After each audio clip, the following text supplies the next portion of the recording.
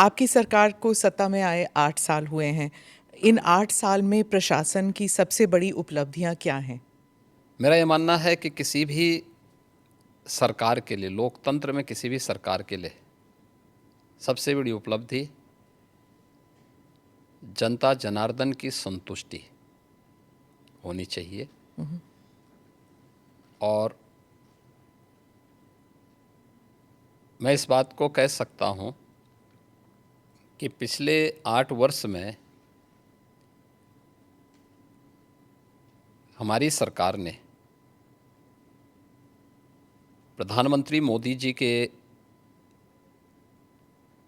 प्रेरणादायी मार्गदर्शन में, उनके विजनरी नेतृत्व में उत्तर प्रदेश के समग्र विकास के लिए जो भी रूपरेखा तैयार की थी और उन क्षेत्रों में जो अभूतपूर्व विकास किया है, जनता जनार्दन का उसमें व्यापक समर्थन प्राप्त हुआ है। और जनता जनार्दन की सफलता के समर्थन को मैं सरकार की उपलब्धि मानता हूँ। किसी भी क्षेत्र में आप देखेंगे, वह एग्रीकल्चर का हो,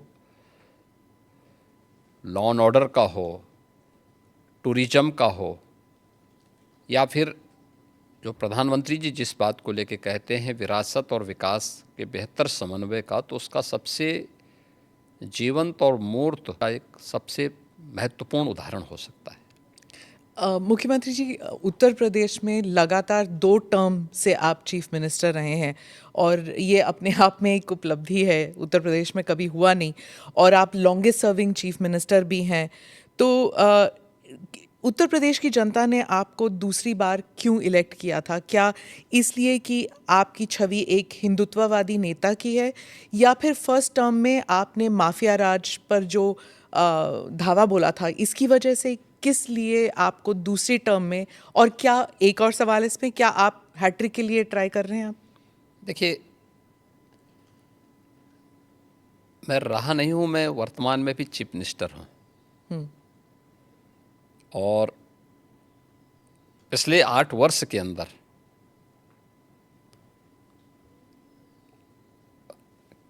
अपनी पार्टी के नेतृत्व के कारण, पार्टी के और सहयोगी दलों के सभी नेताओं के सहयोग के कारण भारतीय जनता पार्टी के एक एक कार्यकर्ता प्राप्त हुआ है। तो ये हमारी सरकार को पहली बार यह अवसर मिला है कि आज़ादी के बाद कोई मुख्यमंत्री 5 वर्षों तक लगातार काम करे और फिर से वह 2/3 मेजॉरिटी के साथ गवर्नमेंट बना ले। ये फर्स्ट टाइम हुआ था और यह भी उपलब्धि हमारे साथ जुड़ी थी। और पिछले 8 वर्ष से तो हम यहाँ सेवा कर ही रहे हैं। तो सेवा, सुरक्षा और सुशासन का जो मॉडल का व्यापक आशीर्वाद भारतीय जनता पार्टी के साथ में है, हमारे साथ में है। और लोकतंत्र में जनता जनार्दन का आशीर्वाद जिसके साथ में होगा वह सरकार में आएगा। तो ये ट्रिपल एस, तो ट्रिपल टाइम सरकार, तो ट्रिपल एस तो उसी का उदाहरण है। तो फिर तीसरी बार के लिए भी आप कोशिश करेंगे? मैं कोशिश नहीं करूँगा, हमारी पार्टी कोशिश करेगी। पर चीफ मिनिस्टर तो आप ही बनेंगे ना? नहीं, मैं क्यों बन सकता हूँ? भारतीय जनता पार्टी का कोई भी कार्यकर्ता बन सकता है। अच्छा, क्योंकि ऐसी अटकलें लगाई जा रही थी, क्योंकि आपने कहा था कि जब आप पहले टर्म में आपको कुछ अफसर ने कहा था कि आप अयोध्या मत जाइए, विवाद हो सकता है। और आपने कहा कि अगर सत्ता चली भी जाए तो कोई बात नहीं। अब आपने ये 2-3 बारी कहा कि सत्ता चली जाएगी, त्याग देंगे। जब ऐसी बातें होती है तो फिर अटकलें लगाई जाती है कि शायद योगी जी दिल्ली की तरफ देख रहे हैं, या फिर दिल्ली से न्योता आया है। देखिए, ये उदाहरण उन प्रसंगों को लेकर के होते हैं जहाँ पे विरासत को आगे बढ़ाने का एक जज्बा सामने आता है। 2017 के पहले अयोध्या की क्या स्थिति थी, हर एक व्यक्ति जानता था। एक जद्दोजहद के साथ जब हम लोग उस समय अयोध्या की यात्रा करते थे तो बहुत सारे बैरियर हुआ करते थे। बुनियादी सुविधाओं का अभाव था और अयोध्या अपनी पहचान के लिए मोहताज थी। 2017 में भारतीय जनता पार्टी की डबल इंजन की सरकार उत्तर प्रदेश में बनी और उत्तर प्रदेश में सरकार बनने के बाद उन चुनौतियों से भी हमें का भी सामना करना था। जो आज़ादी के बाद से लगातार जिन भावनाओं को दबाया गया था वहाँ पे, साथ साथ अयोध्या का समग्र विकास भी करना था, लेकिन अयोध्या को उसकी पहचान भी देनी थी। और उसी में एक बड़ा तबका ऐसा था जो ये मानता था कि हमें इस प्रकार के मुद्दों को नहीं टच करना चाहिए क्योंकि ये विवाद हो सकता है। देखिए, आप सत्ता में रहेंगे तो आपके लिए अनुकूल वातावरण भी होगा, प्रतिकूल भी होगा। अनुकूल और प्रतिकूल के बीच में समन्वय बना करके जब हम आगे बढ़ते हैं तो ही कुछ परिणाम दे पाएंगे। और अयोध्या के साथ भी यही हुआ। हमने कहा भी ठीक है, विरोध होता है तो होने दीजिए, देखेंगे। अयोध्या जाएंगे, कोई एक कार्यक्रम का शुभारंभ करेंगे जो अयोध्या की पहचान बन सके।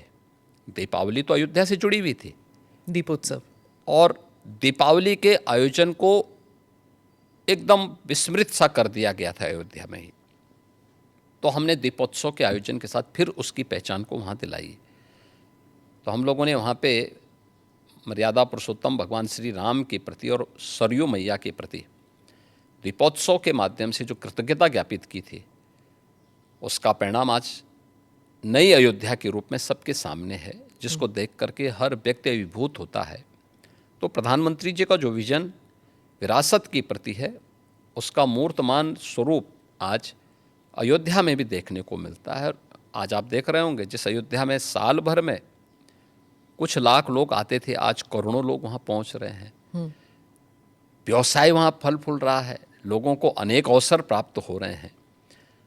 तो हम लोग अपनी सत्ता की चिंता करें और अपनी विरासत को विस्मृत कर लें, तो मुझे लगता है कि ये हम न्याय नहीं कर पा रहे हैं, अपने साथ भी, अपने समाज के साथ भी और अपने देश के साथ भी। योगी जी, आपने डबल इंजन सरकार का जिक्र किया। अखिलेश जी कहते हैं डबल इंजन क्या, अब तो इंजन एक दूसरे को नमस्ते तक नहीं करती। हाँ, देखिए, ये उनके संस्कार थे। हमारे यहाँ हम विरासत को सम्मान दे करके अपनी वर्तमान लीडरशिप को भी सम्मान करते हैं और अपने पूर्वजों के प्रति भी सम्मान का भाव रखते हैं। लेकिन जिनके आदर्श औरंगजेब हों तो उनका आचरण भी उसी प्रकार का जरूर होगा, और लोगों ने देखा भी अपनी आंखों से। आप क्यों कहते हैं कि उनका औरंगजेब उनके लिए आदर्श हैं? क्योंकि वो औरंगजेब को महिमा मंडित कर रहे हैं। वे सब लोग उस कैटेगरी में खड़े हो चुके हैं। उनके नेताओं ने मुंबई से लेकर के लखनऊ तक, ये सभी लोग तो महिमा मंडन करने वाले लोग हैं। तो जिनका जैसा आदर्श होगा तो वैसे ही उनका स्वयं का चरित्र भी होगा। यही तो हमारी संस्कृति भी कहती है, शिवो भूत्वा शिवम यजेत। तो जो जिसकी पूजा करेगा उस जैसा ही बनता है। हम राम को आदर्श मानते हैं, कृष्ण को आदर्श मानते हैं, शिव को आदर्श मानते हैं, उनकी पूजा करते हैं, तो स्वाभाविक रूप से उनके अच्छे गुण भी हमारे अंदर उनकी कृपा से समाहित होते हैं। जो औरंगजेब को, बाबर को अपना आदर्श मानता होगा तो उन जैसे गुण भी उनके अंदर देखने को मिलेंगे, और ये आचरण लोगों ने अपनी आंखों से देखा भी है और आगे भी देखेंगे। वो कहते हैं आपको हिस्ट्री के बारे में कुछ पता नहीं है। राणा संगा के बारे में उन्होंने कहा कि वो थे जिन्होंने बाबर को न्योता दिया था। आप जानते नहीं हैं अपने विरासत के बारे में। हिस्ट्री ये लोग जानते हैं। हिस्ट्री यही लोग जानते हैं जो जिन्ना को महिमा मंडित करते हैं। हमें याद है, इसी उत्तर प्रदेश में हम लोग लौह पुरुष सरदार वल्लभ भाई पटेल की unity, run up for unity के कार्यक्रम के साथ जुड़ रहे थे। हमने पूरे प्रदेश वासियों को इसके लिए आमंत्रित किया था। सरकार भी थी, भारतीय जनता पार्टी भी थी, सभी दलों को हमने आमंत्रित किया था। एक तरफ सरदार वल्लभ भाई पटेल जो भारत की एकता के आदर्श हैं, भारत की एकात्मता के शिल्पी हैं, हम उनके प्रति श्रद्धा का भाव व्यक्त